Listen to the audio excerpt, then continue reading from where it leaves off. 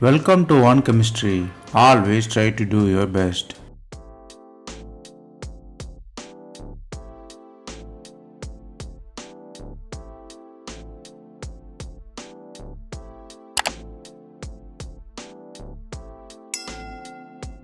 Now, let us see about 100 conversion in organic chemistry.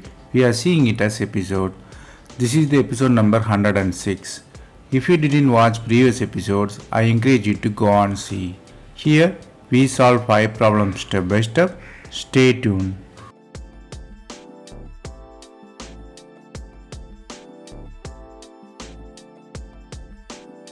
Let us see the question number 1. The starting middle is bicyclic system. In the one end it has alkene, another end it has attached with 5-member ring which is also alkene. One alcohol is conjugated with that alkene. They are heating it up. You have new product where OH is on the bridge. So in reactant OH is above the plane, it is on the side ring.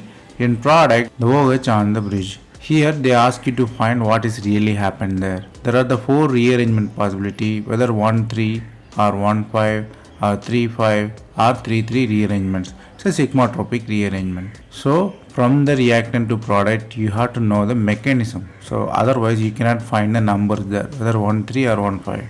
So the mechanism of sigmatropic rearrangement is a real question here. The answer is D. Let us see how.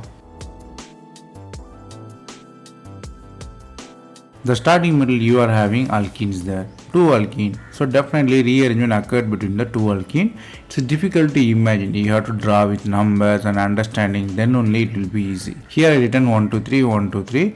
N with alkene. 2, 3 always alkene there. So if you redraw it for the sigmatropic rearrangement, so you will have the new 3-3 bond forms.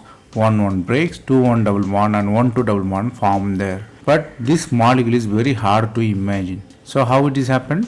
So I redraw again for numbering. So we redraw it. What really happens is you have to rotate the pentane ring. So we redraw it nicely. So rotate it, you will have 5-member and a 6-member ring. So again if you redraw nicely, you have bridged OH there. So this question is all about redrawing and rotating. To answer the conversion in the bicyclic or the big ring system, you have to imagine the molecule in 3D space. Meaningful structure you have to draw. Here you have to learn only 2 important things. One is sigmatropic rearrangement. Whenever you have terminal alkene, you have to think of 3-3 sigmatropic rearrangement, which is very common one. Other 1-3 or 1-5 are very rare. 3-3 is very common one. And the imagining the molecule. To master really the organic chemistry, you have to imagine the molecule back or front, top or bottom, or even 3D. And you should know how to draw the meaningful structure also. Then the question number 2, the starting middle you have cyclohexane which attached with 4 alcoholic group and you have alkene there. 3 alcohols are above the plane and 1 alcohol is below the plane. You are using the reagent 2,2-dimethoxypropane and PTSA, para-toluene sulfonic acid. Next step you are using manganese dioxide and hydrolysis. They ask you to find the product. The product is aromatized 1 or conjugated alkene or which OH reacts there. So from the reactant to product, definitely the question about OH selectivity and which OH reacts there. The answer is C. Let us see how.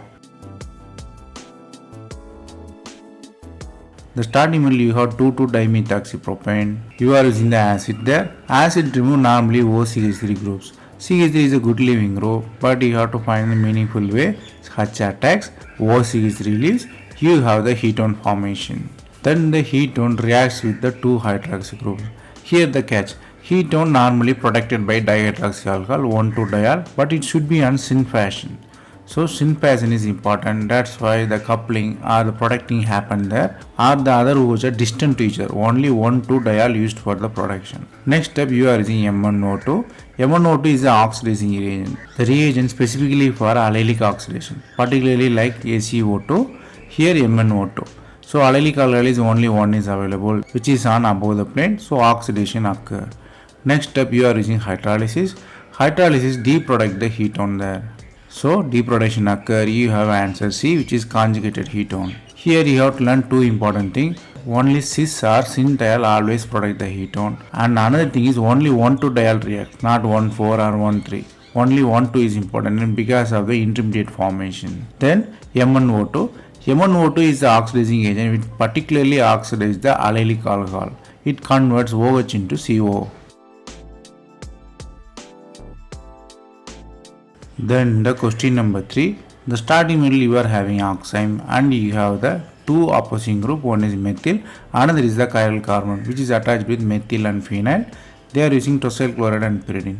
Then you are hydrolyzing. They ask you to find the product. The product is mostly which groups migrate, whether methyl migrates or the chiral carbon migrates or how it can be quenched, heat on. So the question is really about what really happened to the configuration. While chiral group moves, the really chiral changes happened or not. So the question is really about one naming reagent and the chiral carbon configuration during the rearrangement. The answer is C. Let us see how. The starting metal you are having oxime and you are using tosyl chloride and pyridine.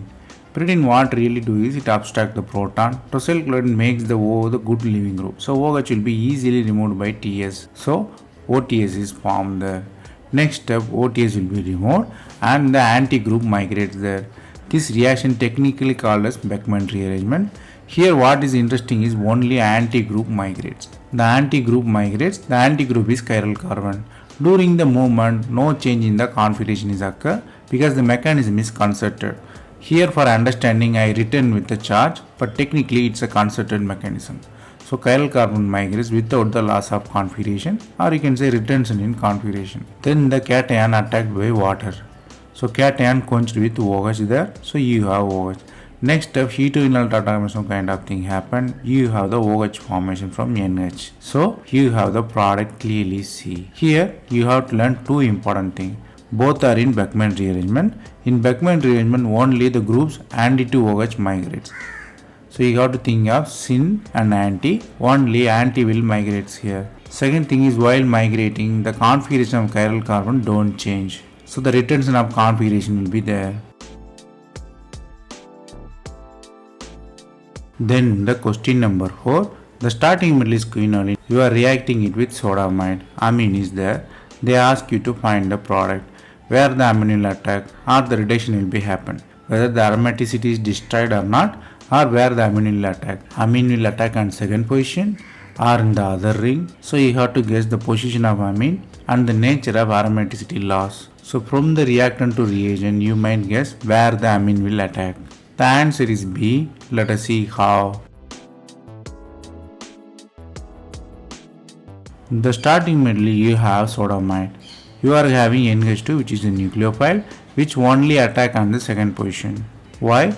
Because second position have migration of negative charge to the nitrogen. So negative charge stabilized by the nitrogen there.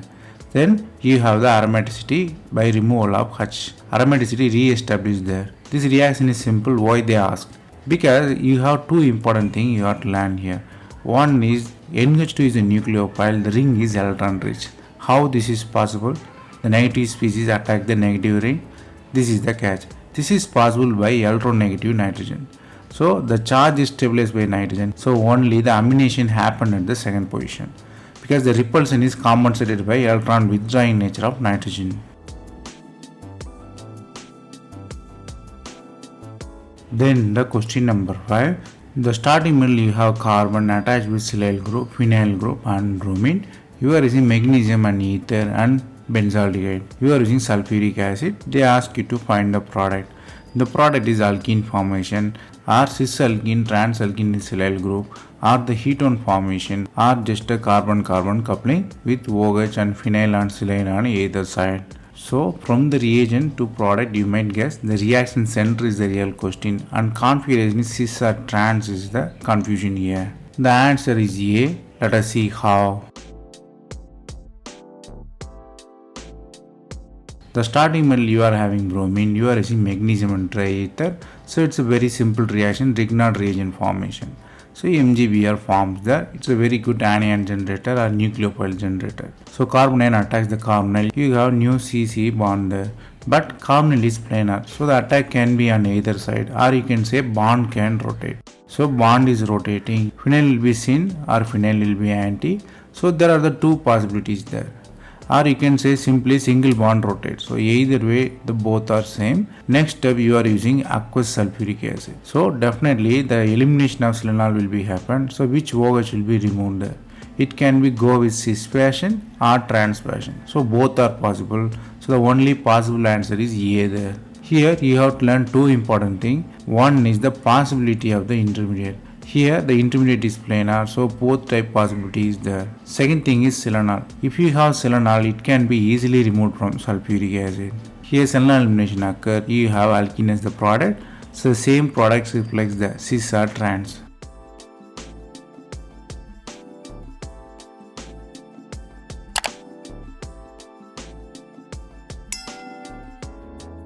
That's all from this episode.